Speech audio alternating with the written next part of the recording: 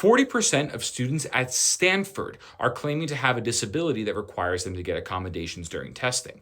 And before I continue with this, I want to make really clear, I want students who need legitimate accommodations to get their accommodations. That's obviously a good thing. But at the same time, if you're going to tell me with a straight face that 40%, almost half of the students at Stanford need accommodations, you're insane. That number is not real. It is obvious evidence of fraud. And frankly, what it means that the evidence that's required to actually get those kinds of accommodations at a school like Stanford is way too lax. They are being scammed. And it's a real problem because what it means is that the students who actually do need these kinds of accommodations are going to have a harder time getting them. They're being crowded out of the system by scammers. And frankly, if you guys have spent any time at any of these elite private high schools, and I definitely have, most of my clients come from there, I was already aware of this. This isn't really that much of a shock to me. Most kids at a lot of elite private high schools are getting some kind of accommodation. They have fake letters written for them by psychologists and psychiatrists. They're getting fake diagnoses, and they are getting extra time on all their exams,